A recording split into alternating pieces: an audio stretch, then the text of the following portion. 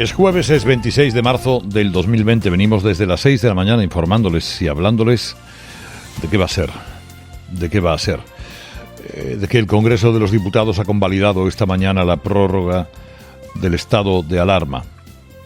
De que la cima, la cúspide, el vértice de la pirámide aún no se ve. No solo no se ve, sino que por más de algunas buenas palabras que nos quieran dedicar, parece incluso lejos. Déjenme que les haga una consideración de entrada para que después no sean sospechosas las palabras que yo hoy pueda decirles. El Partido Socialista, el Gobierno, Podemos, no son los inventores del virus, ni los culpables de la llegada del virus a España. Como Rodríguez Zapatero no fue el culpable de la caída de Lehman Brothers. Otra cosa es cómo se hayan gestionado estos asuntos, que seguramente tienen algún aspecto muy mejorable. De ello hablaremos hoy. Pero no deberíamos pasar por las cifras del coronavirus como si esto se tratara de una estadística más. Porque a veces tengo la sensación, cuando les estoy diciendo que hay más contagiados, que ayer hubo 738 muertos en las últimas 24 horas, que les estoy dando una estadística.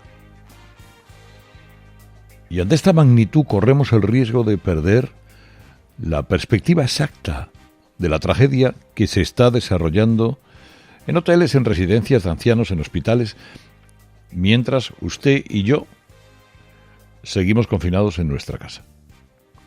Yo no sé si existe un acuerdo tácito entre las televisiones, por ejemplo, para ocultar las imágenes más dramáticas de esta pandemia. Lo hubo en Estados Unidos, cuando el derribo de las Torres Gemelas. No hubo imágenes de los muertos que los bomberos iban sacando de aquel hoyo. Pero no estamos viendo la tragedia. Es decir, no vemos los féretros amontonados, como hemos visto en Italia. No vemos el dolor de las familias, ni vemos la soledad. De vez en cuando, pues hombre, nos sobrecogemos con la última hora de una residencia donde el virus se ha cebado especialmente, etc. Y hasta ahí llega el dramatismo. A seguir con la noria de la información. Y no vemos a las víctimas. Solamente vemos imágenes de voluntarios cosiendo mascarillas. Vemos a policías, militares, patrullando los rincones del país. Vemos a los sanitarios que están librando una batalla. Oiga, abrazo partido. Nos recreamos, reenviamos imágenes de los aplausos de este país que, como dice Álvarez Gundín, se ha transformado en Balconia. Y así lo podríamos llamar, Balconia. Pero esa no es la realidad de la enfermedad, ni siquiera las ocurrencias bien intencionadas de tantos españoles. Que yo me ponga una camiseta hoy de un equipo de fútbol para hacer el programa. No, miren ustedes, esa es una realidad engañosa. La realidad es mucho más triste y más dramática. La realidad son miles de personas que se han quedado en el camino y que están a punto de convertirse en invisibles. Es que en fría estadística, tan fría como el Palacio de Hielo de Madrid. Y están ahí, son lo más terrible de esta situación. No hay que olvidar a cada una de las 3.000 familias de españoles que han perdido a un ser querido en esta crisis y no han tenido ni siquiera la ocasión de despedirles como estamos enseñados a hacerlo. Ayer España se convirtió en el segundo país del mundo con mayor número de víctimas mortales, por delante de China, si es que aceptamos las cifras de China como buenas, que eso es, en fin, habría que ponerlo en duda. Pero ayer en 24 horas murieron 738 personas, más o menos 30 fallecidos en cada una de las últimas 24 horas. Anteayer fueron 512, el día anterior 462. ¿Cuántos van a ser hoy? Es decir, no pueden ser una estadística más. En los atentados del 11 de marzo murieron 193 personas. Fue nuestra mayor tragedia. Bueno, ayer murieron, solo ayer, 734, más del triple. Y eran personas que no tenían que haber muerto, tampoco. ¿Cuál es la dimensión de esta tragedia? Oiga, en los atentados de las Torres Gemelas murieron 3.000 personas. En España, en estos días, 3.400. Es decir, no despachemos esas cifras como si fueran las previsiones del tiempo o cotizaciones de bolsa. No podemos hacerlo. La pregunta que yo le hacía al principio, ¿la cima se ve o no se ve? ¿Estamos llegando al pico de la enfermedad o no? No lo sabemos. A ver, parece que se está estabilizando el número de contagios en Madrid con un crecimiento del 18%. Pero no en Cataluña. En Cataluña la tasa, el crecimiento de casos es del 47%. En Murcia, del 54%. Hoy superaremos con creces la cifra de 50.000 enfermos registrados, que evidentemente hay muchos más. Aunque también hay 5.300 curados. Entre los nuevos afectados, la vicepresidenta Carmen Calvo, que ha pasado de ser negativo no concluyente a positivo en coronavirus con todas las de la ley. Nos ha querido entretener el gobierno un día para ver si ganaba tiempo y a ver quién hacía que presidiera la comisión de subsecretarios, que no lo hiciera Pablo Iglesias. Yo qué sé, es una interpretación mía. ¿Por qué interpretar a estos que reconocen hasta que mienten? Interpretar a estos que sacaron aquella pancarta en la manifestación del 8 de marzo, que decía el coronavirus no mata más que el machismo. Sí, el coronavirus no mata más que el machismo, es lo que decía aquella pancarta, en aquella manifestación, que hoy cuando menos resulta sarcástica, ¿no? Aunque no hay nada que sorprenda en un gobierno que no está a la altura. Carencias de material sanitario. El gobierno anunció ayer la compra de material en China por valor de 462 millones de euros.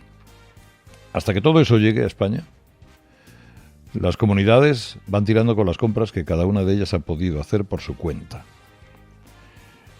Y de acuerdo, no es el momento de hacer sangre. Pero es muy difícil de explicar que todo un gobierno de uno de los principales países del mundo, Valconia, no haya sido capaz de cerrar un contrato de compra de material sanitario hasta ayer, 25 de marzo.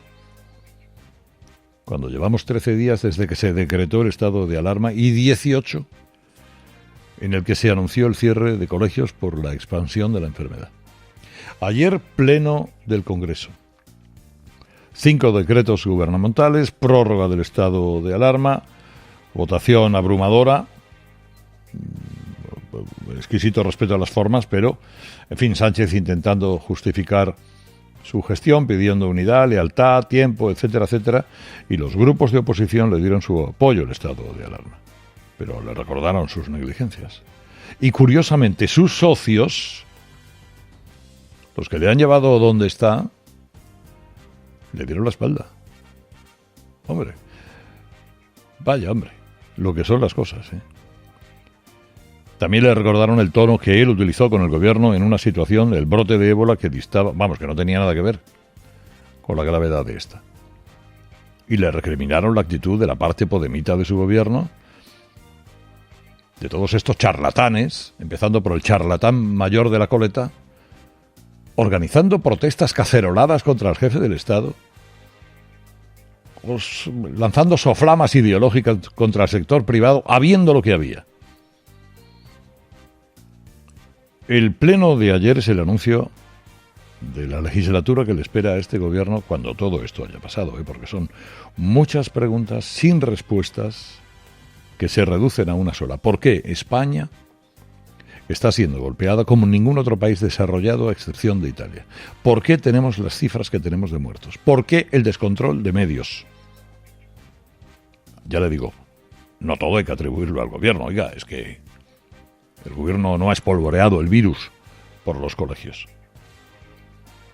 Pero probablemente nunca habríamos llegado a estos niveles con una gestión más prudente y algo más eficaz. Ahí están los palmeros del gobierno, todos los garitos, pesebres que tiene medios de comunicación, que pueden seguir hablando de los recortes de Rajoy y todas estas cosas que son tan ridículos.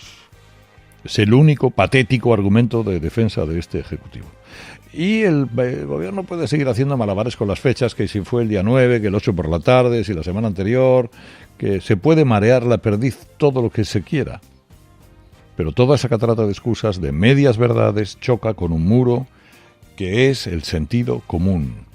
El sentido común y los datos que ya tenía el gobierno dictaban que se tenía que haber suspendido cada acto multitudinario, como se suspendieron congresos y como se habían suspendido, yo qué sé, los carnavales de Venecia.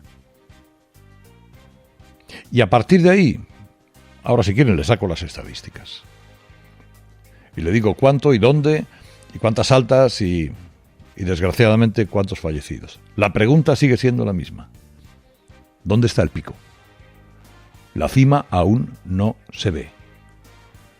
Por los clavos de Cristo tengan mucha prudencia, quédense en su casa, no hagan el cretino paseando perritos y yendo a comprar cervezas. Quédense en su casa, no se arriesguen. 738 murieron en 24 horas. No se arriesguen.